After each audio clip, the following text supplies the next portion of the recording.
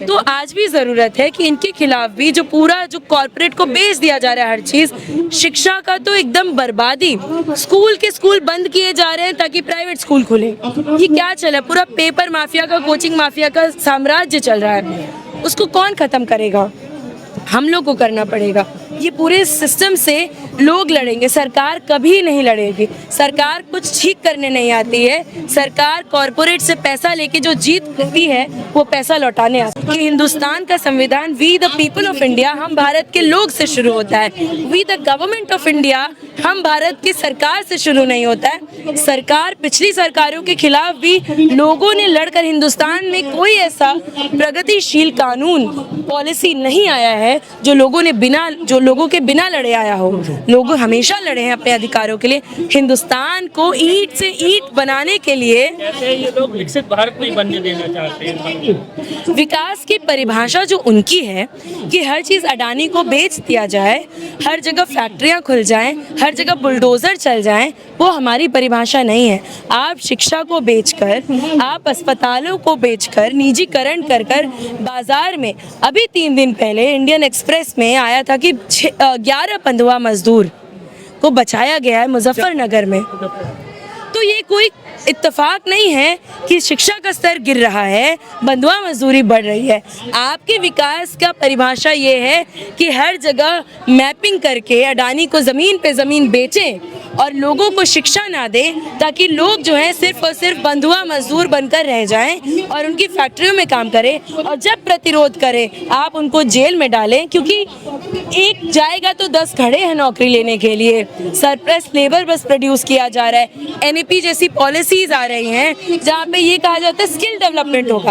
आप दिल्ली यूनिवर्सिटी के स्टूडेंट से जाके पूछिए कितना उनका स्किल डेवलप हुआ है। ये पूरा प्लानिंग के तहत कि 4 साल पढ़ने के बाद बच्चा कहीं का नहीं रहे, किसी चीज़ का स्पेशलाइजेशन ना हो उस पर, ये पूरी मुहिम चलाई गई है कि बस और बस वो जब नौकरी लेने जाए तो उसको कहा जाए कि तुमको इतने की नौकरी मिल सकती है। नीट की जब हम बात करते हैं तो नीट का एक और फुल फॉर्म होता है नॉट इन एजुकेशन, एम्प्लॉयमेंट और ट्रेनिंग, कि वो यूथ 30 साल से कम का नौजवान जो ना पढ़ रहा है, ना किसी नौकरी में है, ना किसी ट्रेनिंग में है। नीट हिंदुस्तान में 100 मिलियन से ज़्यादा नौजवान आज नीट कैटेगरी में आते हैं कि ना वो पढ़ पा रहे हैं, ना वो नौकरी कर पा रहे हैं, ना वो कहीं पे ट्रेनिंग ले पा रहे हैं। ये आपकी विकास की परिभाषा, हमको वो विकास नहीं चाहिए। बस कैसे, किस आधार पर विकास होना चाहिए? अगर कॉर्पोरेट नहीं आएगा तो कैसे होगा? देखिए, 2 चीज़ें होती हैं बहुत, जो साफ बात में होता है कि जब डेवलपमेंट होता है तो वहाँ की जो देश है, जो समाज है, जो इकोनॉमी है, उसके तहत उसको आप पहले आंकते हैं कि किस तरीके से लोगों को क्या चाहिए वहाँ पे। हम जानते हैं कि हिंदुस्तान का पॉपुलेशन ज़्यादा है, यहाँ पे लेबर इंटेंसिव चीज़ें होनी चाहिए जहाँ पे हम नौकरियाँ दे पाएँ, कैपिटल इंटेंसिव चीज़ें नहीं। सिर्फ कॉर्पोरेट को बेचकर GDP बढ़ेगी, उससे लोगों को कुछ नहीं मिल रहा है, ये एक सच्चाई है। पूरी दुनिया का मॉडल तो यही है। नहीं, पूरी दुनिया का मॉडल ये नहीं है। लेबर इंटेंसिव जो वर्क होता है, जहाँ पे ये सोचकर फैक्ट्रियाँ खड़ी की जाती हैं, ये सोचकर इंडस्ट्रियाँ लाई जाती हैं, सर्विसेज लाए जाते हैं कि लेबर फोर्स को काम मिले, लेबर फोर्स आए, उसको ज़्यादा से ज़्यादा काम मिले तो बढ़ोतरी भी हो और जनता की भी बढ़ोतरी हो।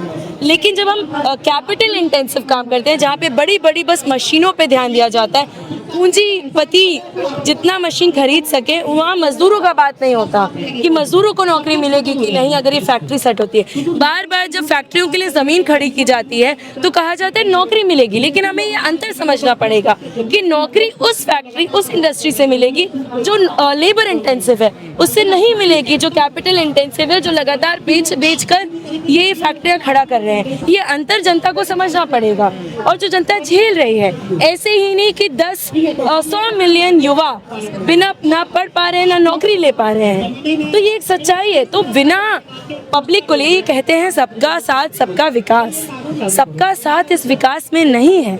सिर्फ और सिर्फ अमीर परस्त है ये सरकार, सिर्फ और सिर्फ पूंजीपतियों का विकास हो रहा है और किसी जनता का यहाँ कोई साथ नहीं है। नागरिक लगातार कमज़ोर हो रहा है और स्टेट मजबूत हो रहा है और वो मजबूती के साथ हमको हमारे सपनों को कुचलता हुआ चला जा रहा सारी सरकारों के तो रवैया यही रहते हैं ना, किस पार्टी पे विश्वास किया जाए, फिर आखिर जनता करे क्या? है। आपने सारी तो उधर ही उद्योगपतियों के पास ही जाती है ना। देखो आपने ये बात सही कही कि जो मेन स्ट्रीम की पार्टियां हैं कॉरपोरेट द्वारा फंडेड होते हैं, कॉरपोरेट को चीज़ें बेचते रहते हैं, बिल्कुल। लेकिन जिस जोर शोर से ये सरकार ना शिक्षा को छोड़ रही है, ना सेहत, मतलब मुंह बचाने के लिए भी अपना नहीं छोड़ रही है, लगातार चीज़ों को बेचा जा रहा है। आप देखिए फॉर एग्जाम्पल टैक्स पेयर की बात करते हैं ये कि टैक्स पेयर का पैसा, टैक्स पेयर का पैसा। सैनिक स्कूल जो है टैक्स पेयर के पैसे पे चलते, मिनिस्ट्री ऑफ डिफेंस के अंदर। अभी सैनिक स्कूल को पब्लिक प्राइवेट एंटरप्राइज के नाम पे या कोलैबोरेशन के नाम पर बेच दिया गया। तो नेल्लौर में एक सैनिक स्कूल जो है अडानी सैनिक स्कूल हो जाता है। उसी तरह तमाम आरएसएस बीजेपी के लोगों को सैनिक स्कूल बेच दिया गया हर जगह। या आप देखिए कि लगातार जो फंड कट हो रहा है, या फॉर इंस्टेंस जो आप सेहत की हालत देखिए पूर्वांचल में देखिए, या यहीं पे पिछले साल एम्स में एक डॉक्यूमेंट्री बनी थी कि किस तरीके से लोगों का सेहत खराब हो रहा है। लगातार कुछ लोगों को, कुछ पूंजीपतियों को और आरएसएस के तहत आरएसएस के लोगों को चीज़ें बेची जा रही हैं। अभी तो मंदिर में भी जब धर्म की भी बात कर रहे हैं तब भी लूट चल रहा है, कहीं इनका लूट खत्म नहीं हो रहा है। प्रगति की, शिक्षा की, सेहत की, जिसकी भी बात करें, धर्म की भी बात में अब लूट है, लोगों को समझ जाना चाहिए। पर जनता सबर कर लेती है कि लूट कर जाएंगे कहाँ, मरना तो सभी को है ना। देखिए आखिर में तो यही कहती है ना जनता। नहीं, लेकिन ये नहीं कहना चाहिए ना, ये समझना चाहिए हमें। ये बिल्कुल आप सही कह रहे हैं कि एक हताशा जनता में आ जाता है कि कुछ तो नहीं होगा, समझ रहे हैं। जैसे आपने राम मंदिर को कहा तो सबने छोड़ के कि भगवान करेंगे जो करना। देखिए चाहे 1000 करोड़ चोरी हो जाए, चाहे 2000 करोड़ चोरी हो जाए, लेकिन भगवान ने इंसान को हाथ तो दिए हैं, जुबान तो दी है, दिमाग तो दिया है। तो आप खुद के लिए डिसाइड करके या तो सरकार चुने, खुद एक्शन ले, आए यहाँ पर। सिर्फ हिंदुस्तान में, हिंदुस्तान के कैपिटल में के बीचों बीच ये बड़ा आंदोलन चल रहा है, लेकिन हमें ये जानने की ज़रूरत है कि हिंदुस्तान के कोने कोने में कई आंदोलन चल रहे हैं। सीजी माली में आदिवासी आंदोलन कर रहे हैं, अंडमान निकोबार में आंदोलन चल रहा है, हसदेव में, आप लद्दाख में भी लोग, क्योंकि पावर सेक्टर को प्राइवेटाइज किया जा रहा है, बिजली की कीमतें बढ़ेंगी, दारू के ठेके खुलेंगे, उसके लिए आंदोलन चल रहा है। अभी मनरेगा के जो लेबरर्स हैं वो आंदोलन कर रहे हैं, 1 जुलाई से वो लागू होने वाला है वीबी ग्रांजूस के खिलाफ। तो लोगों ने हिंदुस्तान में या दुनिया में कहीं भी कोई भी अधिकार बिना आंदोलन के नहीं पाया है। ये कॉमन जनता को समझने की ज़रूरत है। कुछ चीज़ें जो हमें, कुछ अधिकार ऐसे लगते हैं कि बस लिख के दे दिए गए हैं, कोई अधिकार लिख कर नहीं दिया गया। हर चीज़ के लिए अपने वक्त में, अपने हिसाब से जनता ने प्रतिरोध करके अधिकार छीने हैं। सत्ता कभी अधिकार आपको नहीं देगी। सरकार कहती है कि ये तो जनता की डिमांड है ना। देखिए कोई अपने बच्चे को सरकारी स्कूल में पढ़ाना ही नहीं चाहता। क्यों नहीं पढ़ाना चाहता? दैट इज़ द क्वेश्चन कि सरकारी स्कूल ऐसे हैं क्यों कि लोग अपने बच्चों को वहाँ नहीं पढ़ा पा रहे, उनका स्टैंडर्ड इतना गिरा हुआ क्यों है?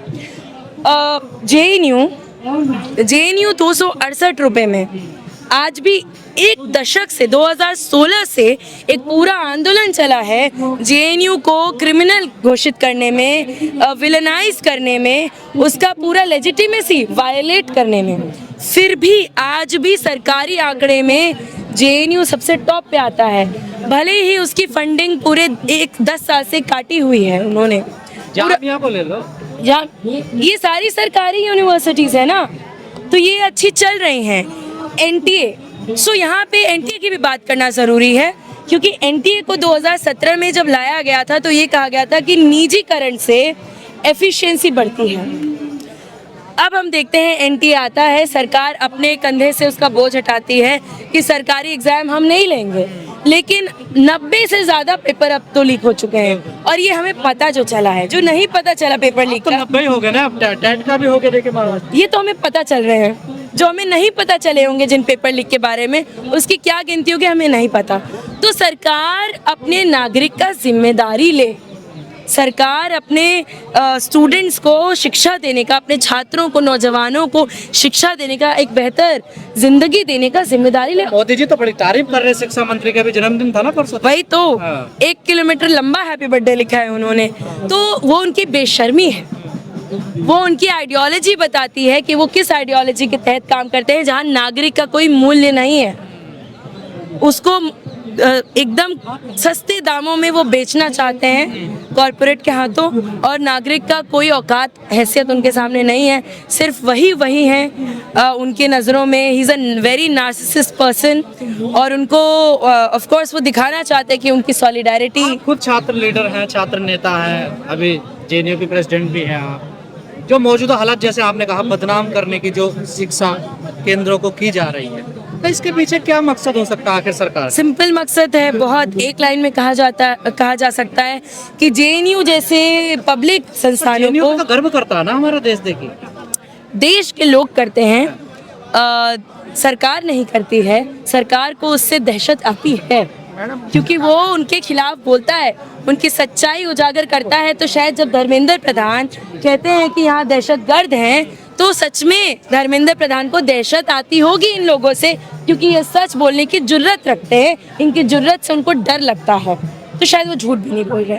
दूसरी बात, जो आपका पहला सवाल था, मैं ये कहूँगी कि जब जेएनयू जैसे शिक्षण संस्थान जो 268 रुपये में या कम से कम कीमत में अच्छी, बेहतरीन, बेस्ट इन द कंट्री शिक्षा देते हैं, तो वो जब तक ख़त्म नहीं होंगे, उनसे लोग नफरत करना नहीं शुरू करेंगे, तब गलगोटिया कैसे खड़ा होगा?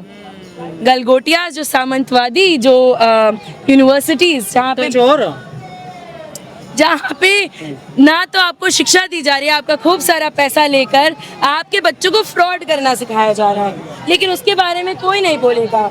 और जेएनयू के लोगों को बस सवाल करना, इतना ही, बस सवाल तो करते रहो। मतलब बदनाम करके खत्म। जिंदा हो तो दिखाओ कि जिंदा हो, सवाल करो, मरे मत रहो, इतना ही सिखाया जाता है, उसके लिए उनको बदनाम किया जाता है।